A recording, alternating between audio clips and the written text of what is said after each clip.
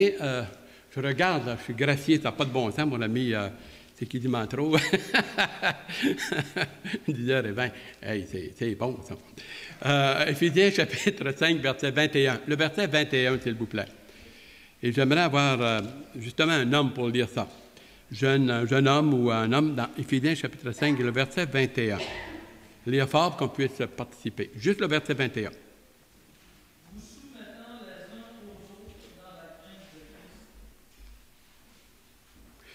Oui, soumettez-vous les uns les autres dans la crainte de Christ.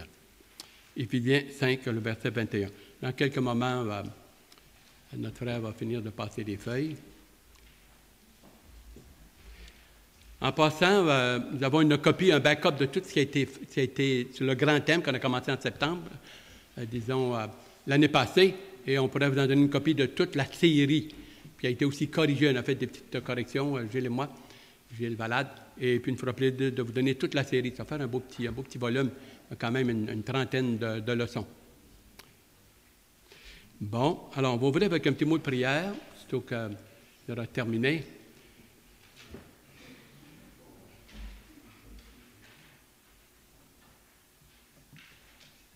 Bon, merci. Alors, bien-aimé Sauveur, que ta grâce soit avec nous, soit avec moi, accompagne des riches, ouvre nos cœurs, notre intelligence, et vraiment que l'Esprit Saint ait la liberté. Puissions avoir le goût, le désir de se consacrer, de prendre ta parole au sérieux, comme disait ton serviteur tout à l'heure dans le psaume 112.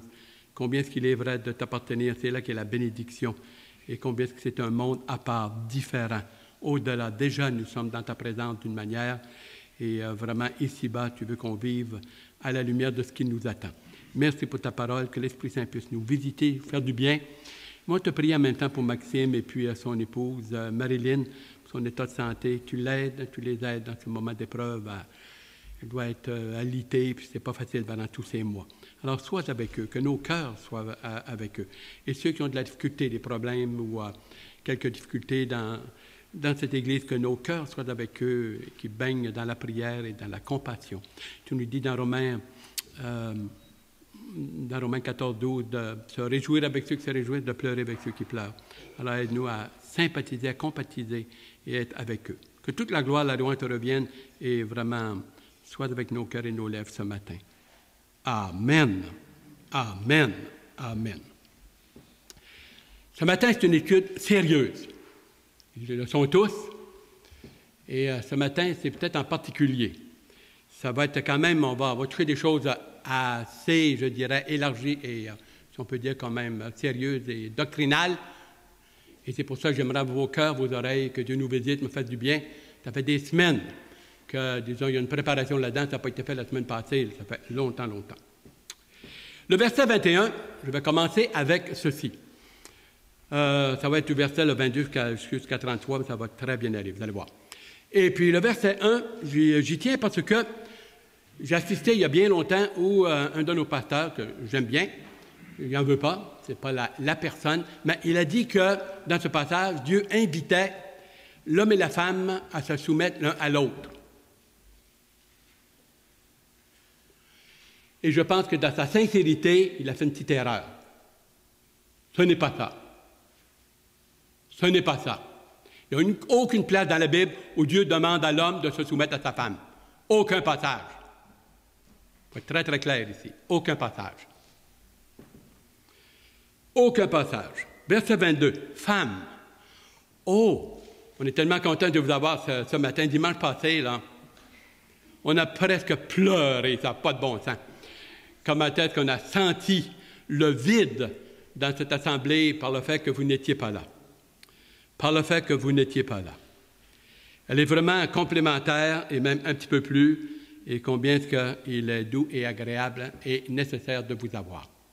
Merci Seigneur pour nos épouses, jeunes filles, celles qui veulent se marier, celles qui vont le faire, puis celles qui aimeraient vraiment accompagner, guider, diriger.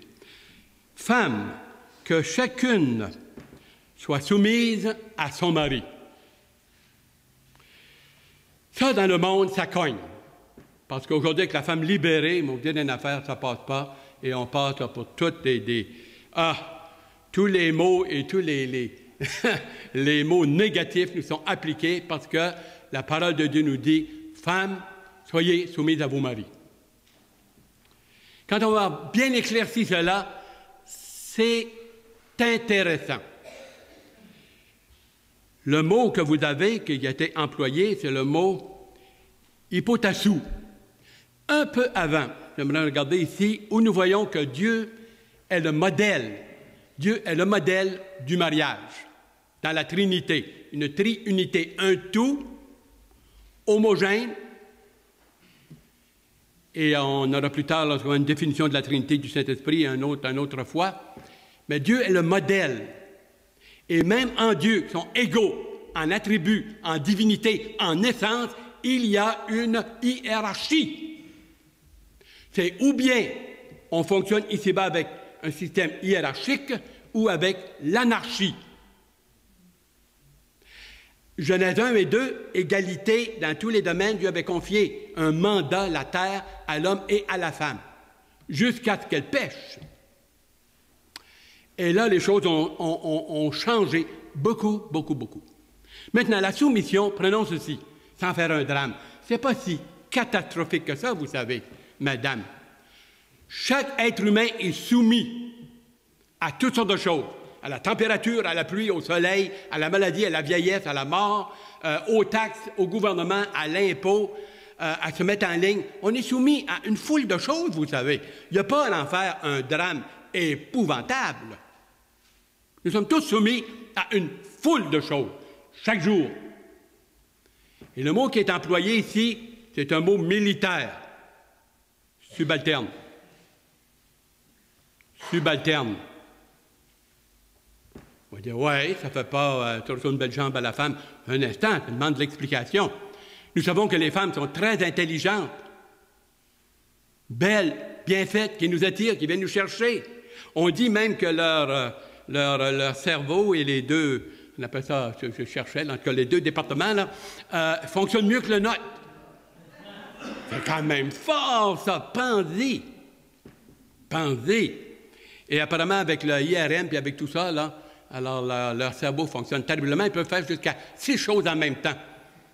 Et l'homme, qui en a fait 3 ou 4, oui, il y a eu des tests, maximum 4 choses en même temps.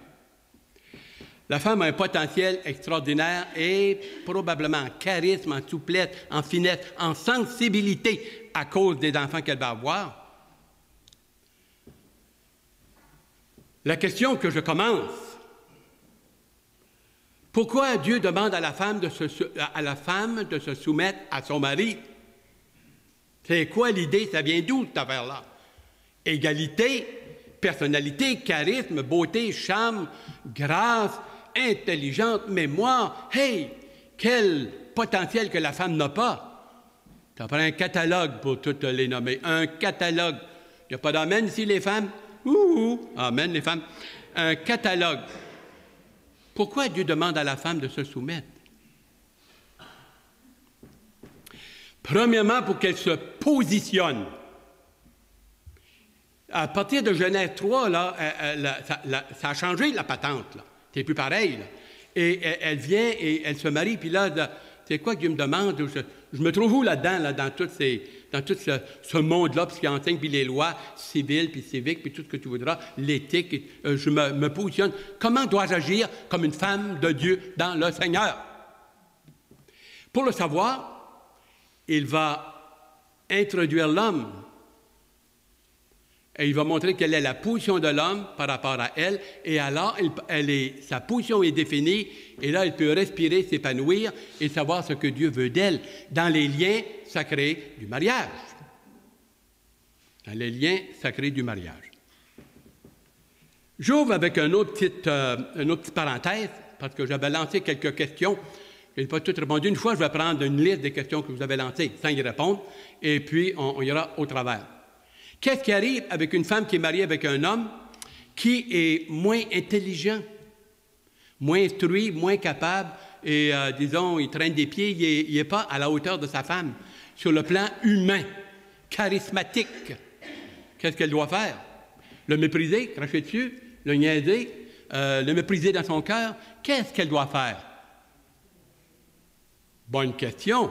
Et ça, il y en a parmi nous, il y en a dans notre Église, il y en a partout. Ça, c'est inévitable.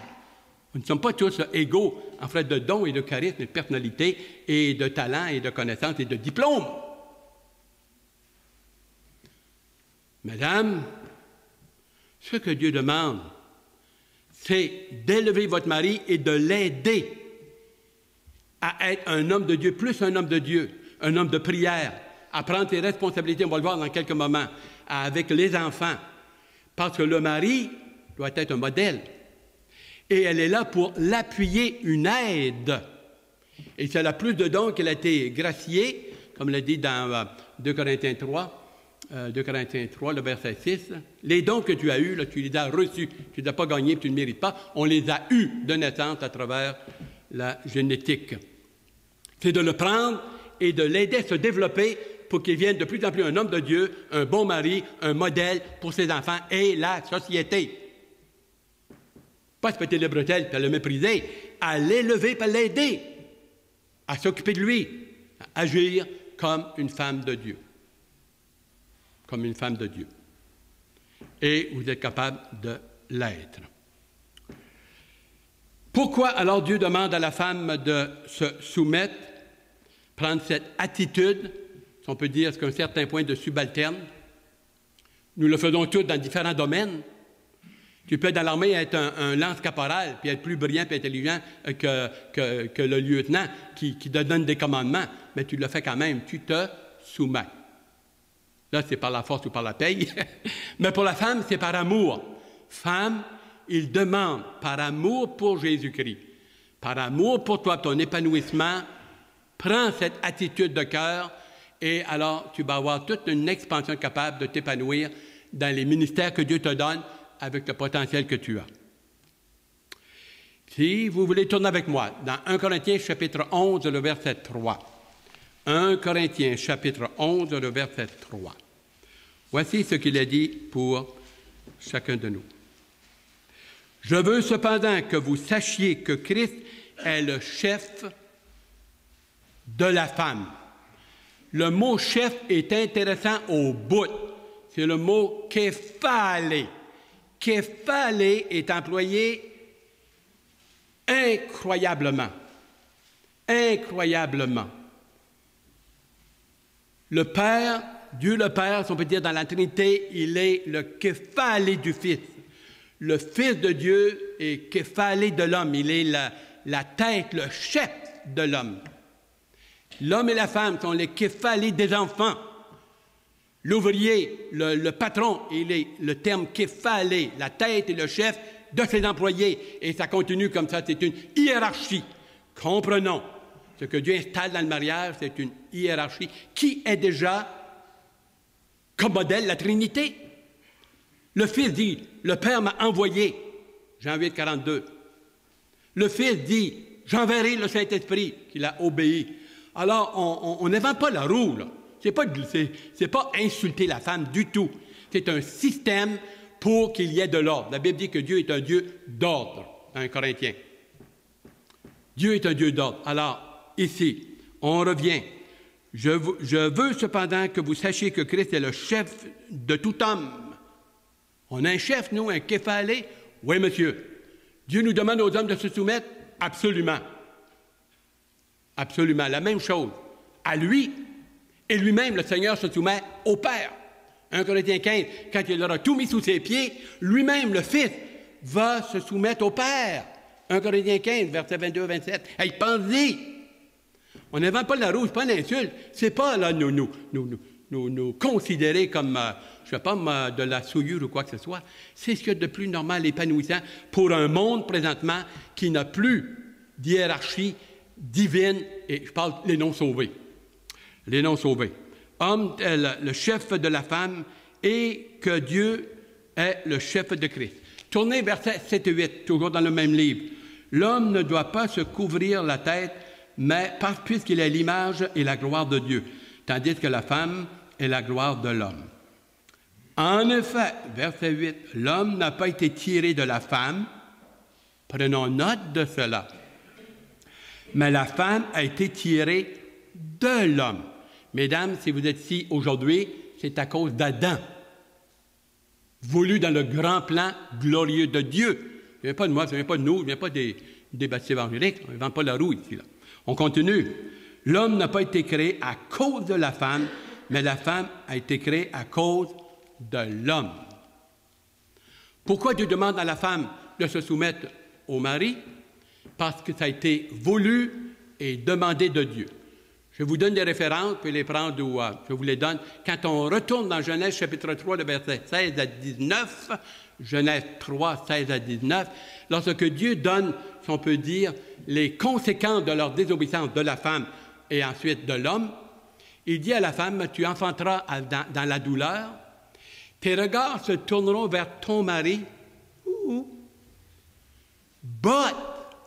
mais, ça se rapporte à d'autres choses, le mais il, quel est le mot? Dominera sur toi. Dominera sur toi.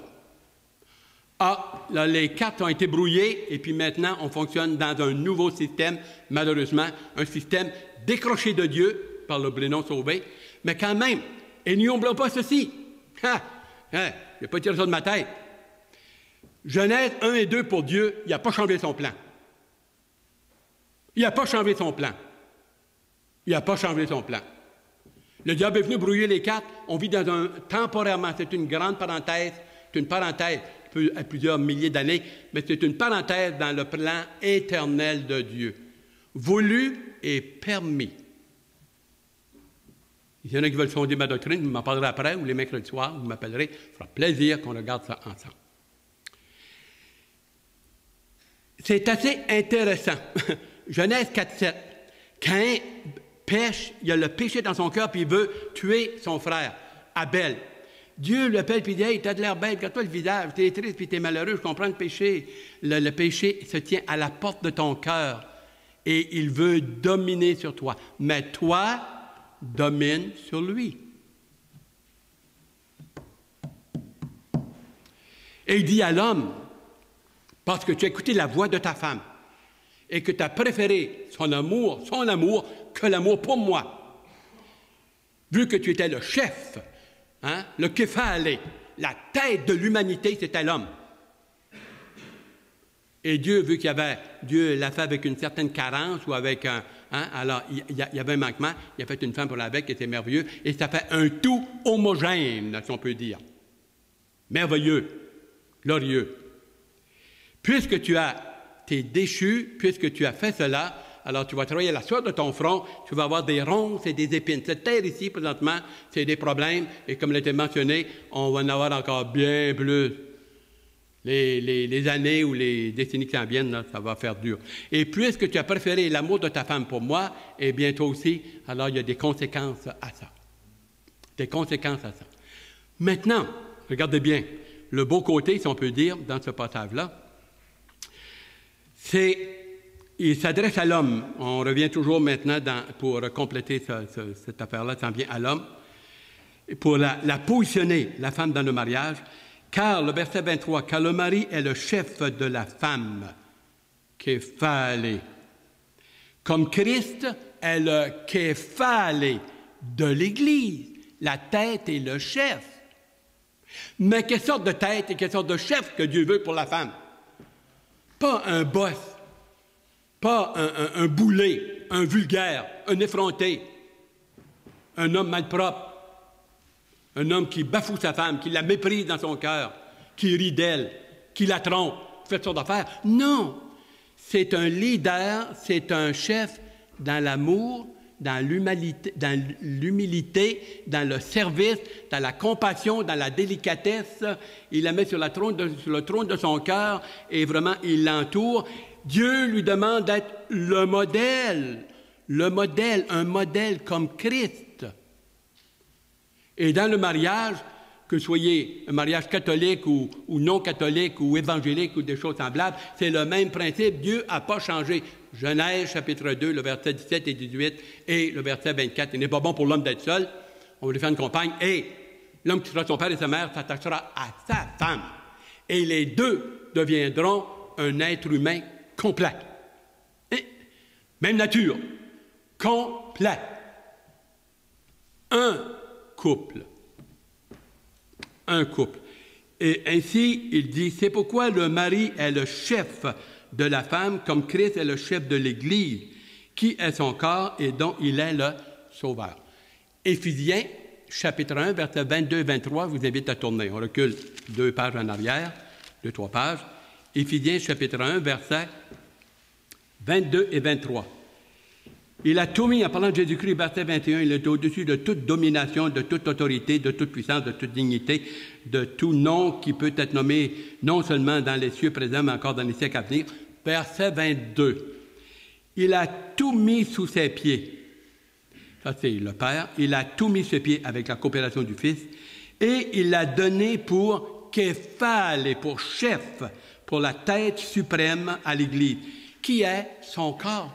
C'est nous, ça. Si tu es né de nouveau, converti, repenti, converti, et que vraiment, là, il y a eu un miracle dans ta vie, on le verra dans quelques moments, eh bien, c'est nous, ça, son corps, là, c'est un corps spirituel. Pourquoi que l'Église est appelée son corps spirituel? Elle est bonne.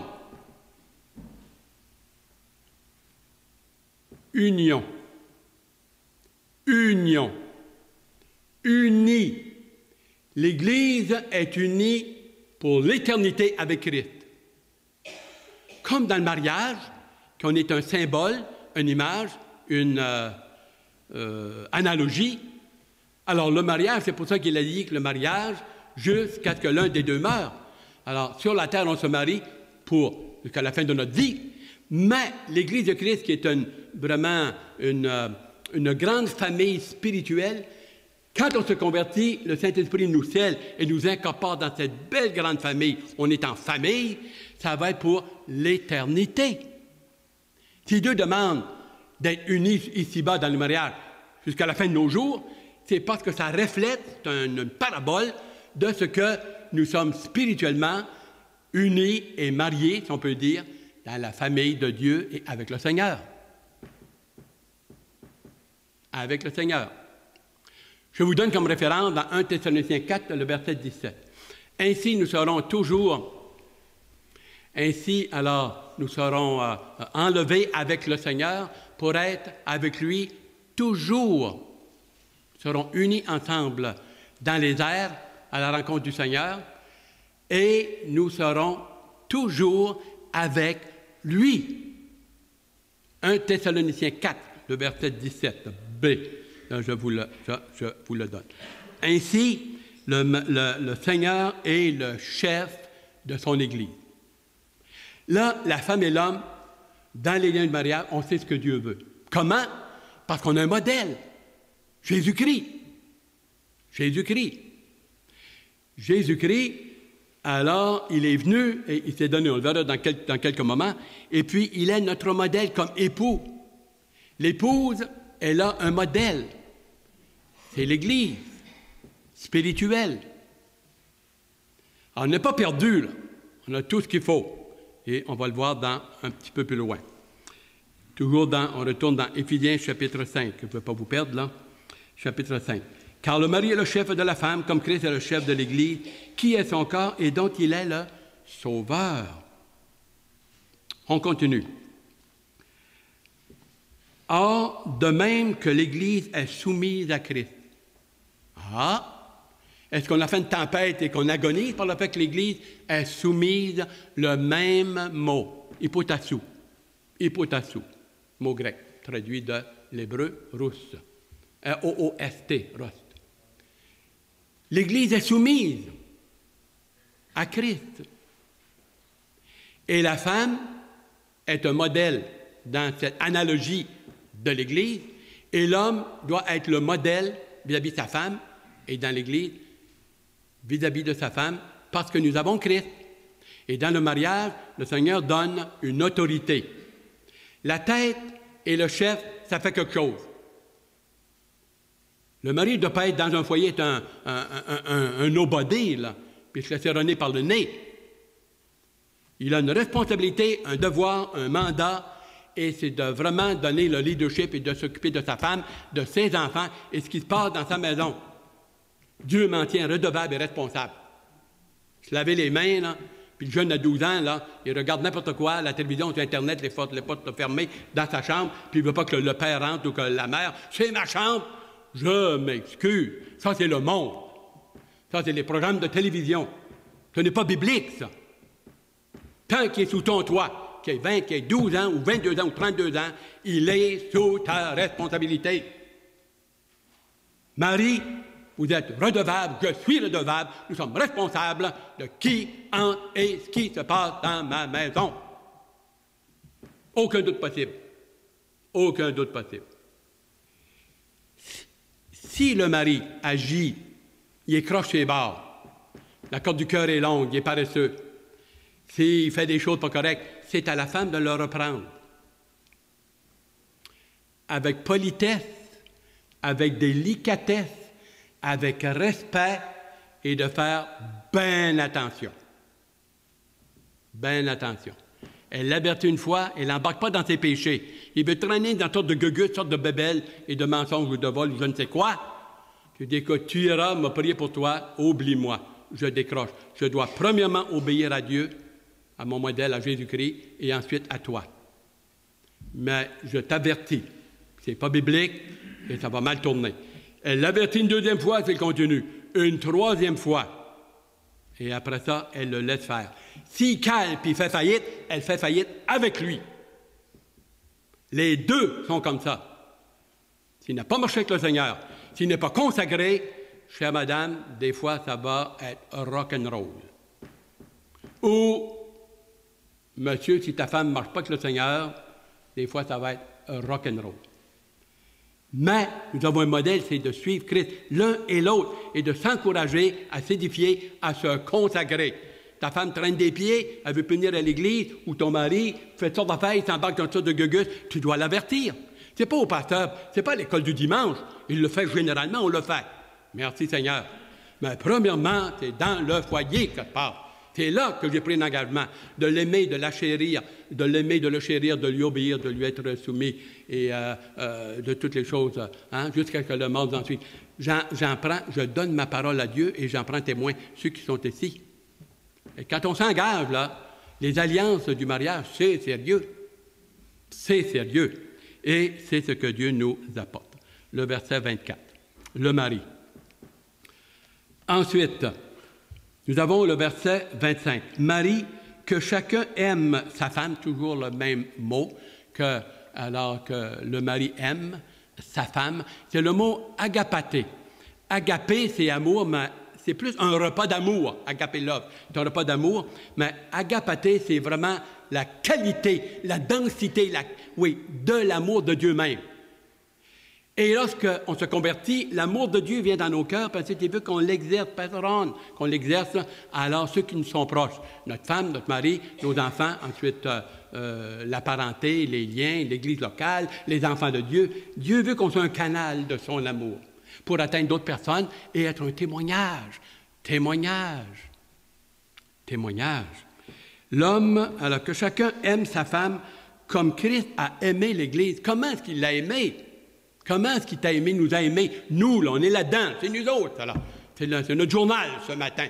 Il nous a aimés jusqu'à la mort. Il nous a aimés premièrement en s'incarnant. Hey, ça, c'est humiliant pour la deuxième personne de la Trinité. Dieu devient homme. C'est pas homme qui est devenu Dieu. Dieu devient homme. Il a pris un corps. En faisant ça, c'est en s'humiliant, c'est incroyable. Le Créateur devient alors créature. Il a pris un corps semblable aux nôtres. Il s'est humilié. Il est devenu comme un serviteur. Et il est devenu un vrai homme.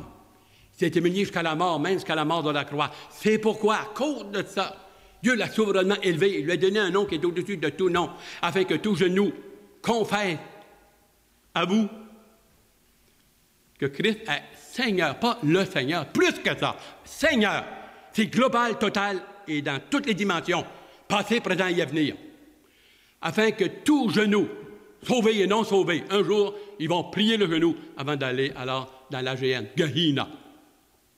Absolument.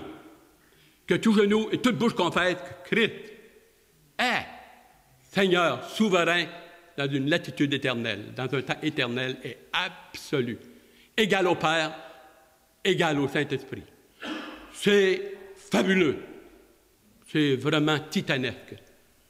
C'est vraiment extraordinaire. Merci Seigneur.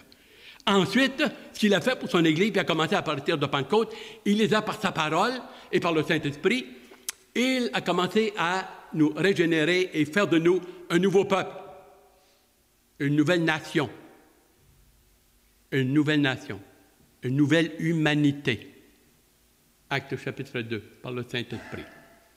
Quelqu'un est en Christ, c'est une nouvelle création, une nouvelle créature. Chose ancienne sont passées, lo behold, toute chose est devenue brand new, complètement nouveau. Complètement. Alors là, on vient un paradoxe. En vieille nature, on a la nouvelle nature. Dieu dit, agis maintenant avec la nouvelle nature. Tu vas vivre avec ça pour l'éternité. Perds pas ton temps avec ce qui est... qui va durer, je sais pas, 25-30 ans, mon ami, ça se fripe puis ça meurt, mangé par les vers ou on se fait brûler. Investis à la bonne place, chum. Investis à la bonne place, dans l'éternité, à la gloire de Dieu. Et ici-bas, on est en train de former et d'établir le royaume de Dieu, la base, jusqu'à ce qu'ils viennent nous enlever. Afin que nous ne soyons pas comme ceux qui n'ont pas d'espérance. Hein? Car si Christ est mort et qu'il est ressuscité, et si le Père part et avec Jésus-Christ nous ressuscite et nous enlève, eh bien, nous avons de l'espérance. L'enfant de Dieu a de l'espérance. L'inconverti, il n'y a pas d'espérance. Sa joie, son bonheur, son malheur et tout, là, c'est limité ici, puis après, là, ils peuvent l'avoir. Hein. Ils peuvent l'avoir. Ensuite, ce qu'il a fait, il nous a purifié l'Église par la parole. Le baptême de la régénération par la parole. Tite, chapitre 3, verset 5, et dans 1 Pierre, chapitre 1, le verset 23 à 25. Si vous voulez tourner une couple de pages en s'en allant vers l'Apocalypse, vous avez alors Thessaloniciens, et puis vous avez Tite, juste avant Hébreux. Bon, chapitre 3, verset 5. Il nous a sauvés non à cause des œuvres de justice que nous aurions pu faites, mais selon sa miséricorde par le bain de la régénération.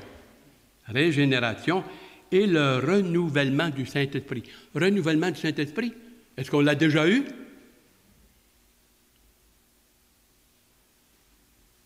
Très intéressant, absolument, absolument. Dans Genèse 6, le verset 3, Dieu dit, « Je ne laisserai plus mon esprit dans l'homme, car l'homme n'a que chair, il n'est que vice, les pensées de son cœur sont tournées vers le mal, constamment, terminé. C'est encore 120 ans pour régler ça, my chum. » Puis il dit, « Noé, prépare-toi, mon ami, fais une arche. » Et le Seigneur a retiré, Yahvé a retiré l'esprit dans l'homme. Genèse 6, 3, pour ceux qui prennent des références. Et ici, dans le passage. Le bain de la régénération par la parole. 1 Pierre, chapitre 1, le verset 23 à 25. Puisque vous avez été régénérés. Ça veut dire quoi, ça, régénérer? Sais-tu ce que ça veut dire? Sais-tu ce que ça veut dire? Ah, vous ne direz pas de suite. Régénérer, non par une semence corruptible, par toutes sortes de folies, de fausses doctrines, toutes sortes de philosophies humaines, non par une semence corruptible, par une semence incorruptible, spirituelle. Si elle n'est pas corruptible, elle n'est pas terrestre, il faut qu'elle soit spirituelle. Par la parole vivante et permanente de Dieu. Toute chair est comme l'herbe, et toute gloire est comme la fleur de l'herbe. L'herbe sèche et la fleur tombe. Oh, ça ne vit pas vieux, ça. Mais la parole du Seigneur demeure éternellement. Éternellement. Et cette parole est celle qui vous a été annoncée par l'Évangile, par la bonne parole de Dieu. Il continue alors, le Seigneur, dans Éphésiens, on retourne, je vous invite à Éphésiens chapitre 5, toujours. On retourne dans notre passage. Éphésiens 5. Bon, Marie, que chacun aime sa femme comme le Christ a aimé l'Église, s'est livré lui-même pour elle, afin de la sanctifier en la purifiant et en la lavant par l'eau de la parole, pour faire paraître devant lui cette Église glorieuse ou cette assemblée, ecclésia, cette assemblée, cette grande famille spirituelle, cette grande famille glorieuse, sans tache, ni ride, ni rien de semblable, mais sainte et irréprochable. Ce qui veut dire que Dieu est en train de nous travailler vers ça. C'est un passage prophétique, eschatologique vers la fin. Je vous tourne dans Psaume 45, le verset 15 à 18. Psaume 45, nous avons un petit passage assez fantastique qui s'applique bien à ce que Dieu est en train de faire et lorsqu'on va apparaître devant lui, lors de l'enlèvement, cette Église, le verset 14, « Elle sera toute resplendissante, est la fille du roi. » Psaume 45, 14. « Toute resplendissante est la fille du roi dans l'intérieur du palais. Elle porte un vêtement tissé d'or. » Ça, c'est de la manière qu'on va être vêtu. Elle est présentée au roi vêtue de ses habits brodés et suivie de jeunes filles, ses compagnes, qui sont amenées auprès de toi. On les introduit au milieu des réjouissances et de l'allégresse. Verset 16. Elle entre dans le palais du roi.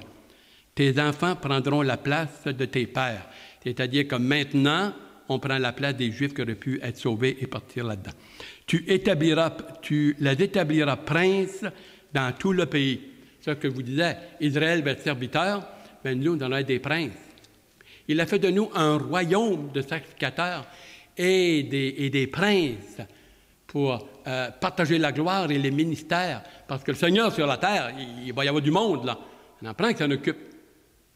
On est en train de se préparer, on a notre basic training. Il y en a qui ne sera pas fort, il n'y a pas un gros job. En tout cas, je rappellerai ton nom dans tous les âges. Aussi, les peuples te loueront éternellement et à jamais. Psaume 45. Il y a dans l'Apocalypse, chapitre 19, si vous voulez regarder le verset 7 et 8, Apocalypse à propos de la Nouvelle Jérusalem, qui est identifié avec l'épouse, parce que les deux sont éternels et unis. Le Seigneur va habiter dedans. Apocalypse, chapitre 19, le verset 7 et 8. Je vous laisse le temps de tourner. Apocalypse 19, le verset 7 et 8. Réjouissez-vous, soyons dans l'allégresse et donnons-lui gloire, car les noces de l'agneau sont venues et son épouse s'est présentée. On est là-dedans, là. Mets ton nom ici, là. Le mien, moi, je le mets, moi. Mets ton nom. Et alors, l'agneau est venu. Son épouse s'est présentée et il lui a été donné de se revêtir d'un fin lin éclatant, pur, car le fin lin, ce sont les œuvres justes des saints. Chapitre 21, verset 9 et le verset 27. Puis, un des sept anges qui tenait les 7 coupes, Apocalypse 21, 9, les 7 coupes vint et il m'adressa la parole en disant, « Viens, je te montrerai l'épouse, la femme de l'agneau. » C'est le mot « uni éternellement ». Ici-bas, le mariage, uni pour la vie, mais est vraiment temporaire à cause du péché, mais la famille spirituelle, unie et union avec lui pour toujours, pour l'éternité. Verset 27. Et il entra chez elle. Ça, c'est la Nouvelle Jérusalem, qui est appelée l'épouse également, parce que, alors, l'époux vient avec, on vient avec elle, vient habiter sur la terre. Il n'entra chez elle rien de souillé, ni personne qui se livre à l'abomination, à l'idolâtrie, tout le gros bagage, au mensonge. Il n'entrera que ceux qui sont écrits dans le livre de vie de l'agneau. Assurons-nous que notre nom est écrit dans le livre de l'agneau, signé par son sang. C'est fort. On n'est pas dans les ténèbres, hein? On est très éclairés, très éclairés. Alors, ici, le Seigneur nous parle beaucoup. On continue pour terminer. C'est ainsi, c'est comme ça que le mari doit aimer hein, sa femme, un amour avec l'amour de Christ, par amour pour lui et de l'amour. Aimer sa femme comme son propre corps. Comme son propre corps. Celui qui aime sa femme s'aime lui-même. Ah! Ça veut dire quoi exactement? Bien, la femme a une nature humaine pécheresse, et toi, tu as une nature humaine pécheresse, et moi, j'ai une nature humaine pécheresse, et puis Rachel, elle, bien, déjà rendue au ciel, là, c'est une exception, là. Alors, on est de même nature. Si tu aimes ta femme, c'est comme t'aimer, puis si tu aimes et tu prends soin de ton corps, tu le flattes, tu le nourris, tu le tripotes, tu le maquilles, tu fais tout ce que tu voudras, et tu en prends bien soin, puis tu te coupes, tu as un beau matelas, puis tu le mets beau aussi. Tu veux, il n'y a rien trop beau pour moi. Ben, il dit, écoute, chum, de la manière que tu veux qu'on te traite, là, puis que tu aimes ça, fais la même chose pour ta femme. Et femme, fais la même chose pour ton mari. Matthieu 7,12. Matthieu 7,12 dit que chacun alors traite son voisin ou tout ça de la manière qu'il aimerait lui aussi être traité ou apprécié et toute cette chose. Matthieu 7,12. Hein, c'est fantastique. On termine. Car jamais personne n'haït sa propre chair, mais il la nourrit et en prend soin. Il y en a qui en prennent soin au bout, mon ami, c'est incroyable. Pas besoin d'être trop une grosse leçon là-dessus. Comme Christ le fait pour l'Église. Ah, c'est fantastique. Il le fait avec amour, politesse. Il est patient avec nous, il nous relève, puis il nous replace, puis il nous replace, puis de la confiance, puis il nous aime toujours. L'amour de Dieu ne change jamais. Elle est éternelle. Tout ce que Dieu fait est par amour. Dieu est amour. 1 Jean 4, verset 7 et 8. 1 Jean 4, verset 7 et 8. Et alors, comme Christ le fait pour l'Église, on a un modèle, Jésus-Christ. L'homme, dans le foyer, il y a un modèle, Jésus-Christ. La manière qu'il se comporte avec son Église, et avec nous, et avec moi. Et en retour, pratique-le vis-à-vis de ta femme. Qu'elle soit belle, qu'elle soit bonne, qu'elle ait un sale caractère, ça ne doit pas changer ton amour. Ça ne change pas ton amour. Nous l'avons vu dimanche passé, que l'amour de Dieu, c'est que Dieu a décidé dans son cœur d'aimer un peuple qui n'était pas aimable. Romains 5, le verset 8 et 9 et 10. Dieu prouve son amour envers nous en ce que nous étions des révoltés, des pécheurs, tournait le dos. Christ est mort pour nous. L'amour de Dieu, c'est un amour qui puise dans son cœur puis il décide. C'est un amour intellectuel, c'est un amour décisionnel, c'est un amour fusionnel. Absolument. Merci Seigneur. Hein? Il n'y a pas d'amen ici. Merci Seigneur. Ah, moi, ça m'emballe, ça me dépeigne bien raide. C'est pourquoi l'homme quittera son père et sa mère. Et là, le verset 30, il revient. Genèse 2, 24. Parce que Dieu fonctionne en Genèse 1 et Genèse 2. Et c'est une parenthèse qu'on vit. Et il reprend toujours le principe éternel. Dieu a créé l'homme et la femme. Et sachez que dans le ciel, il n'y aura pas là, de képhalé puis de tout ça fait comme ça. Égaux. Galates, chapitre 3, versets 28 et 29. Je vous le donne. Alors, ancré dans la famille de Dieu. Il n'y a ni juif, ni grec, ni québécois, ni anglais, ni homme, ni femme. On est vraiment là. Dieu accepte, peu importe la race, quoi que ce soit. Ça va être nivelé. On va être un avec lui, formant un tout. Un tout. Un tout. Pas pour rien qu'il appelle son Église son corps. Ça veut dire quoi, ça? Son corps. C'est qu'il va faire partager, et par le fait qu'il est devenu humain, alors il va nous élever pour être capable, avec un corps spirituel, être capable de goûter et d'être baigné des attributs que Dieu a. 2 Pierre 1,4. 2 Pierre 1,4 est assez fort. Déjà, on est participant de la nature divine.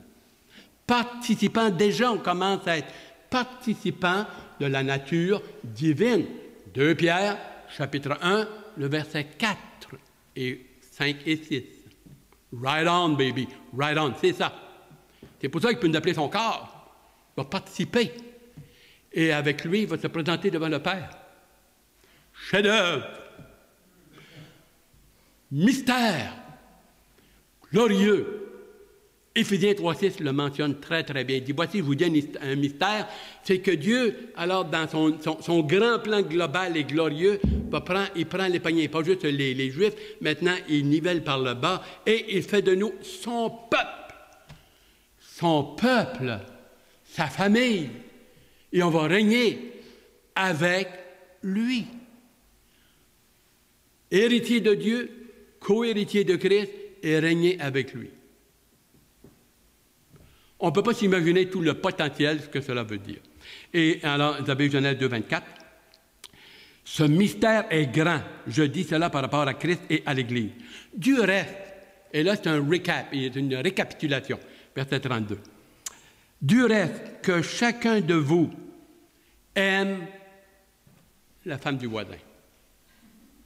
Aime celle qui travaille dans le restaurant. Elle est cute, elle est polite, mon ami. Non, aime sa propre femme et que la femme aime son propre mari. Tu as décidé devant Dieu, tu as dit, je vais l'aimer. Beau temps, mauvais temps, qu'il soit beau, qu'il vieillisse, qu'il vienne bedonnant, qu'il est maigre, qu'il meurt du cancer, qu'il monte au ciel. Ça, là, je décide dans mon cœur, devant Dieu, que je vais l'aimer jusqu'à la mort. Christ a décidé de nous aimer jusqu'au sang. jusqu'au sang, jusque dans sa mort. Et il dit, il est le modèle. Chère épouse, jeune et jolie, fraîche comme une rose. Cher mari, on va y aller mollo. On n'est pas dans les ténèbres.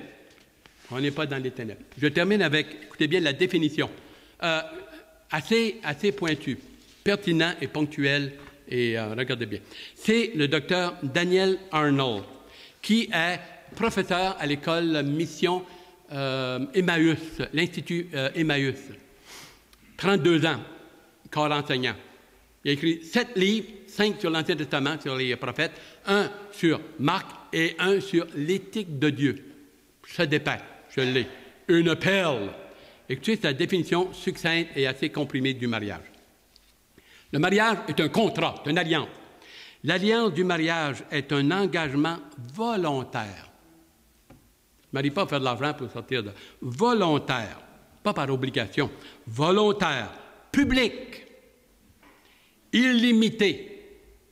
C'est-à-dire, ce n'est pas pour 5 mois ou 5 ans, illimité. Et exclusif. I like that. Exclusif. C'est pas tous. Jean-Baptiste va dire dans Jean 3, le verset 28, « Celui à qui appartient l'épouse, c'est l'époux. Mais l'ami de l'époux qui se tient à côté, en parlant de lui-même, Jean-Baptiste, et qui entend la voix du Seigneur, se réjouit d'une joie extrême. Et cette joie qui est la mienne, elle est parfaite. Il faut qu'il croisse et que je diminue. » Le verset 31. Le verset 31. Exclusif d'un homme et d'une femme pour une relation privilégiée, vécue dans l'amour et le respect de la personnalité et de la sexualité du conjoint en vue d'une unité corps et esprit. Pas mal, ça. Pas mal, ça. L'amour. Heureux ceux qui donnent de l'amour au lieu de l'exiger, qui aident les autres au lieu de s'attendre à ce que les autres les aident. Tu sais, serviteur, le gros kit. Désirent être amis plutôt que d'avoir des amis. Exprimer leur appréciation au lieu de l'attendre des autres. Soulage la souffrance au lieu de penser seulement à ses propres souffrances. Prie Dieu, bénis les autres au lieu de bénis-moi. Pense aux forces des autres et non à leurs faiblesses. S'oublie en posant des actions dont ils se souviendront et dont ça peut changer leur vie. Dieu reste que chacun de vous aime sa femme comme lui-même et que la femme respecte, honore, le mette sur le trône et le podium de son cœur. Une femme qui méprise son mari dans son cœur, c'est Jésus-Christ que tu méprises et tu vas avoir à répondre à ça, madame. Absolument. Donc, no fuss, no mold. No fuss, no mold.